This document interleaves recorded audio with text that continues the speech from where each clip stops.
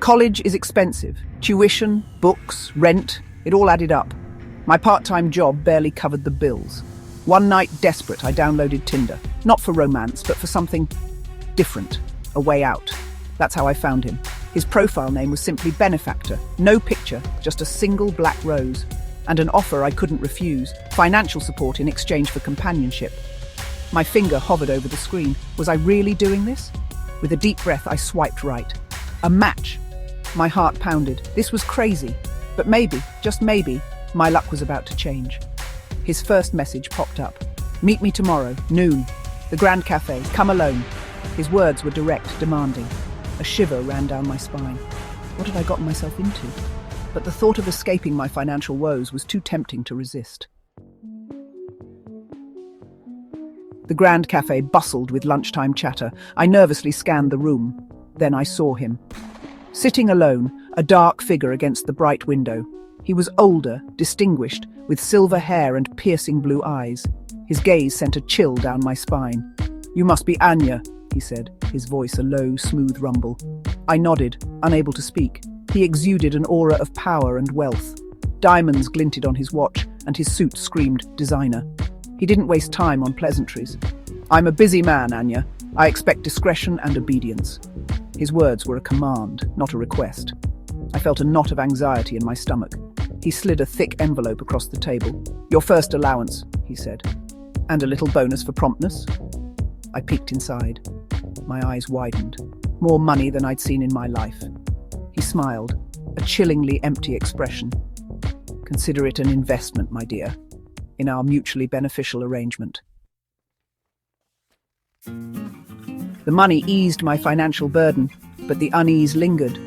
Benefactor, as he insisted I call him, texted sporadically, always formal, always demanding. Then came the first favor. "Pick up a package," the text read. "Tomorrow 10 a.m, Central Station. Left luggage, locker 217. You will be compensated." I hesitated. Was this part of the deal?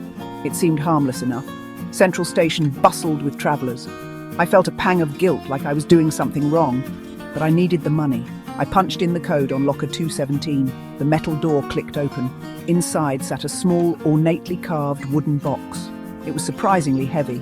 As I lifted it, I felt a strange energy emanating from it, sending shivers down my spine. What was this thing? Ignoring my growing unease, I hurried out of the station, clutching the box tightly.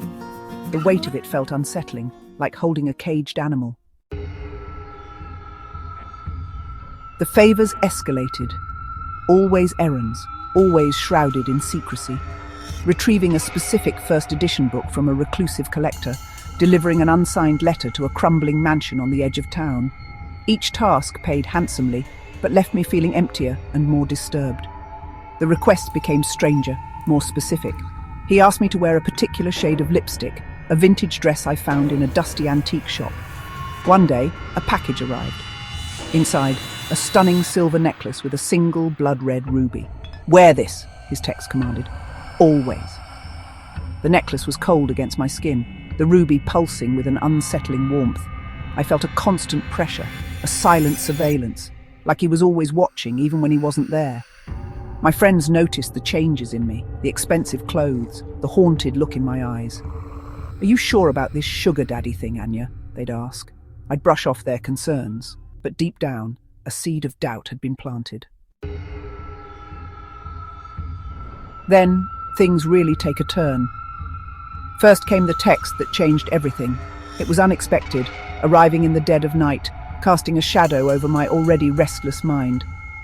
"Come to the manor tomorrow at 8 p.m. sharp. Stay the night." The instructions were clear yet filled with an ominous undertone. He provided the address, Blackwood Manor, a place whispered about in hushed tones, shrouded in local legends. The text continued. "Follow these rules precisely." The weight of those words hung heavily in the air. "Your safety depends on it." A list followed, a list that seemed to be written in another era on aged, yellowing paper. 1. Enter through the garden gate, never the front door. The garden gate, with its rusty hinges and overgrown path, seemed like the entrance to another world. 2. My staff is gone for the weekend. Do not speak to anyone. The silence of the mansion would be my only companion. 3. Once inside, go directly to the Rose Suite. Await further instructions. The Rose Suite, a room I had only heard about in passing, now held my fate. 4. You will find a black gown laid out for you. Wear it. The gown, elegant yet foreboding, was a symbol of the night's mysteries. 5. Do not leave the Rose Suite until morning. The room would be my sanctuary and my prison. 6. And Anya, under no circumstances are you to enter the North Wing. The North Wing, a place of secrets and shadows, was strictly off-limits. Each rule sent a fresh wave of fear through me. Why all the secrecy? What was he hiding? The questions swirled in my mind, each more unsettling than the last. And what was in the North Wing? The forbidden area loomed large in my thoughts, a mystery I was both drawn to and repelled by. My instincts screamed at me to run. Every fibre of my being urged me to flee from this place of dread. But the thought of his anger, of losing everything, kept me rooted to the spot. The fear of the unknown was outweighed by the fear of his wrath. I knew then that I was trapped in a web of my own making, with no escape in sight. The night ahead promised to be long and filled with uncertainties. Blackwood Manor loomed before me, a gothic silhouette against the twilight sky. The air was thick with an eerie stillness, as if the house itself was holding its breath, waiting for my next move. The iron gates creaked open as if welcoming me to my doom. Their rusty hinges groaned, echoing through the empty garden like a mournful wail. I parked the car down the road as instructed and approached the garden gate. Each step felt heavier than the last, as if the ground itself was trying to hold me back. My hand trembled as I reached for the latch. The cold metal sent a shiver up my spine, a prelude to the horrors that awaited inside. The air grew heavy, thick with the scent of decaying roses and something else. Metallic, cloying. It was the unmistakable smell of old blood, mingling with the rot. The garden was a graveyard of overgrown vines and crumbling statues. Each statue seemed to tell a story of forgotten times and lost souls. Thorns tore at my clothes as I made my way to the house. They seemed almost alive, as if trying to keep me from reaching my destination. Inside the manor was a tomb. Dust and decay filled the air, and the silence was so profound it felt like a physical presence. Dust-covered portraits of stern-faced men and women lined the walls, their eyes following my every move. It was as if they were judging me, questioning my right to be there. Cobwebs draped everything like macabre decorations. They hung from the ceiling and furniture, swaying gently in the draught. The silence was deafening, broken only by the sound of my own ragged breathing. Each breath echoed in the vast emptiness, amplifying my sense of isolation. I found the Rose Suite at the end of a long, echoing corridor. The door was slightly ajar, as if inviting me in. Just as he said, a black gown lay on the bed. It was meticulously placed, almost as if it was waiting for me. It was silk, soft and cool against my skin. The fabric seemed to whisper secrets as it slid over my body. As I slipped it on, I felt a strange sense of foreboding. The gown fit perfectly, almost too perfectly, as if it had been made for me, like I was playing a role in a play I didn't understand. The feeling of unease grew stronger, wrapping around me like a shroud. Hours crawled by. I sat in the Rose Suite, surrounded by faded luxury and a growing sense of dread. He hadn't contacted me since the initial text with the rules. What was he planning? Why bring me here and leave me alone? My eyes kept drifting to the door leading to the North Wing. Forbidden. What was he hiding in there? Curiosity and a morbid fascination began to gnaw at the edges of my fear. I told myself I wouldn't, that I would follow his rules. But the silence was unnerving, the anticipation unbearable. I had to see. Just a peek. Quietly, I crept towards the North Wing, my heart pounding in my ears. The door was unlocked. I pushed it open slowly, wincing at the groan of ancient hinges. The air inside was instantly different. Colder, stale, smelling of decay and something else.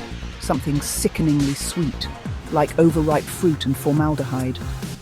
My hand trembled as I reached for the light switch. The light flickered on, revealing a room frozen in time, as if untouched for decades.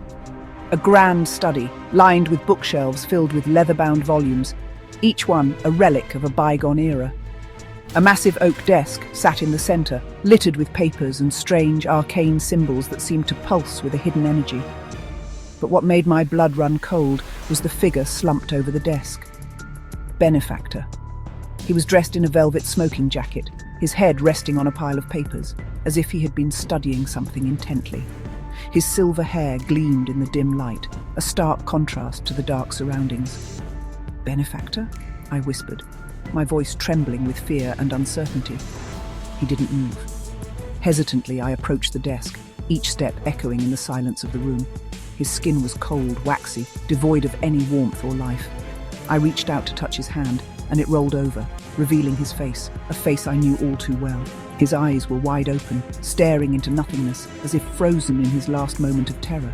His lips were pulled back in a silent scream, frozen in an eternal rictus of horror.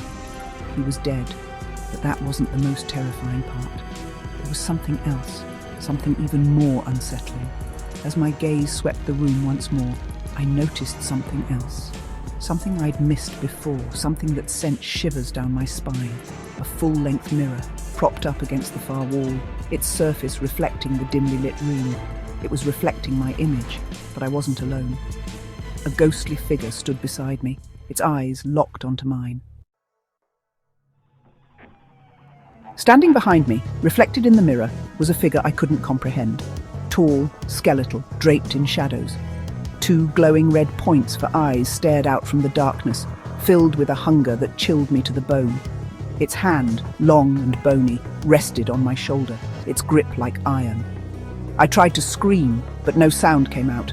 I had broken his rules, entered the north wing, and now it was too late. The figure leaned in close, its breath cold and fetid on my neck. A voice, raspy and ancient, whispered in my ear.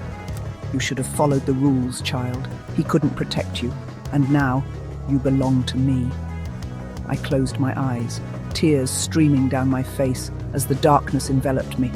The last thing I felt was the icy touch of its hand on my cheek, and the horrifying realization that I was trapped forever in Blackwood Manor, a prisoner of whatever evil lurked within its walls.